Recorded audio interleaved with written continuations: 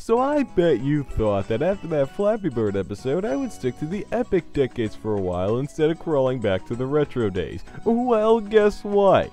You're wrong! Sort of. I'll be stretching into modern day during the episode, but we're starting in the way back zone, specifically the mid-80s. The year is 1984, and the big video game crash brought on thanks to these morons was taking effect. Consoles sold poorly, games were getting worse, and there was no hope in sight. And the arcades were having a freaking fiesta! They have never been more successful, well, as far as I know, and if I'm wrong, feel free to point it out by sending me a PM with the subject being I'm a dork. Anyway, Marvel Madness, Paperboy, Pac-Land, 1942, Sun, Vulgus. Yep, it was a hell of a year for the coin-op. Meanwhile, at the big end, the company were getting hate letters from America because their NES had been out for a year already in Japan and there were no telltale signs of them releasing it here.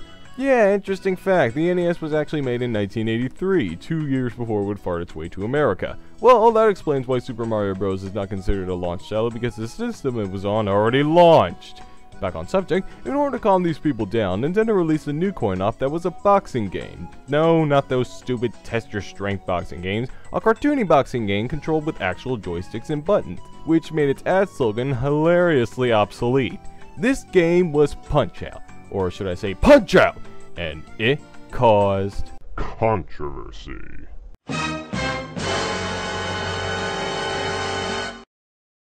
Yeah, you'd think the Americans would be grateful for Nintendo acknowledging their existence once again, but no, they just created another huge bitch fest. I'll tell you one thing though, this was a tough pick for me, the reason for which will become apparent very soon. For now, let's just treat this episode like the last three. The original arcade Punch-Out was a unique kind of boxing game. Players relied on counterattacking and dodging more than just straight up punching the crap out of their very peculiar opponents. So it wasn't really an action game, more like a puzzle strategy game, and you gotta admit, that's pretty damn cool. The tradition continued with the next game, Super Punch-Out, which was much of the same, just with different characters. Even more peculiar characters. Then we have the NES version, considered by many to be the pinnacle of the franchise. We also finally got a manual that explained the characters who had become even more peculiar. And that's when the realization finally hit home. Literally. See, the characters are all from places around the world, and they look like it too. Now, while I could just say, oh my, the boxers are based off stereotypes, that's not very nice, it's a lot more fun to say, holy shit, Punch-Out is racist! Considering the cartoony looks, this isn't much of a surprise, but you gotta wonder how this got cleared for release with these stereotypes being more obvious than Atari going, we did something wrong here. These stereotypes are all over the place. We got the redneck Canadian, the buff Italian, the tragic Cuban, the German douche, the hot tamale, Osama bin Laden, the Chinese wannabe, the dumbass, and there's even a Turkish dude. I didn't even know there were any Turkish stereotypes, well, other than, we can't decide what continent we belong to, and we were originally the Ottoman Empire until everything screwed up.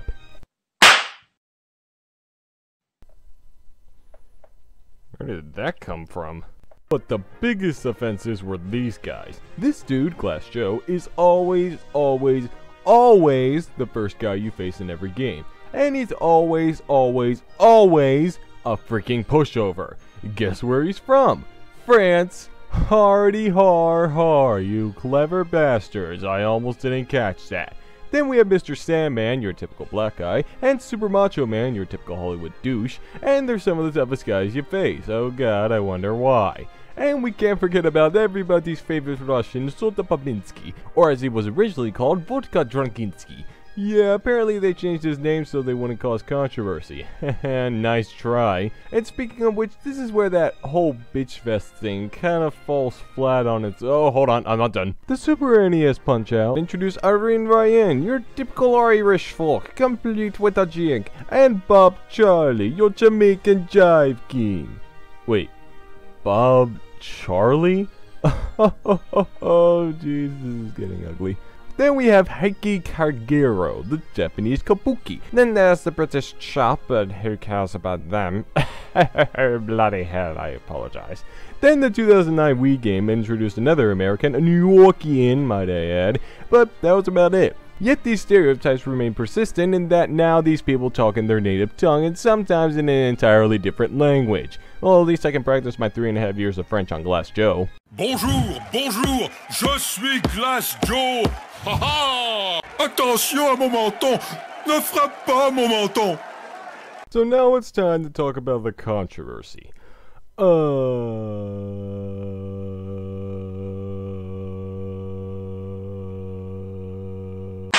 Okay, I have a confession to make. Surprisingly, there actually wasn't much controversy caused by the games. I guess no one cared about games with stereotypical figures anymore, and these were the people who just got done complaining about a certain Atari game. So have I just been wasting your time here? Yes, that's what I've been doing for the last 3 episodes, and yet you're still watching. Ever think about that?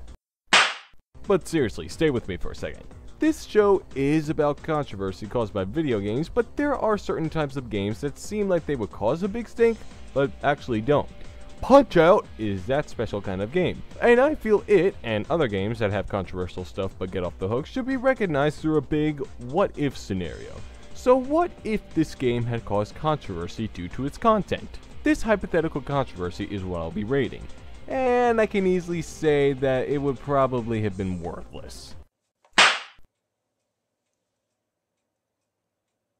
Yes, despite my criticism of all these goddamn stereotypes, there isn't too much of a point in arguing this. Stereotypes are something we get used to so easily. You could force some dudes in their 30s to watch Santa's Surprise for 3 whole days and they'd come out completely unfazed. And I'd come out under arrest. Sure, I guess some people would have been a little sensitive to this since they were barely 20 years into the complete civil rights thing, but what were they gonna do? Send it back to Japan and not accept it until the artist made everyone stick figures that evoked as much personality as a Mac? Yes, you imaginary idiots, ironically, these guys were made by Sir Miyamoto, aka the Mario Master, aka an Asian. Asian.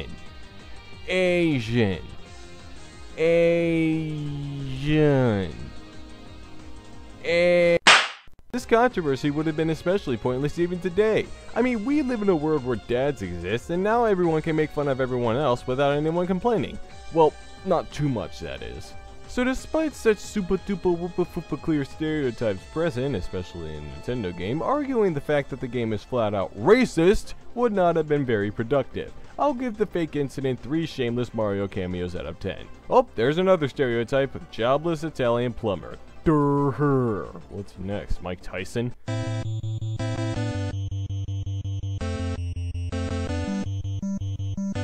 No, wait, I meant, John H. Tyson. Yeah, take that, yeah, forget it.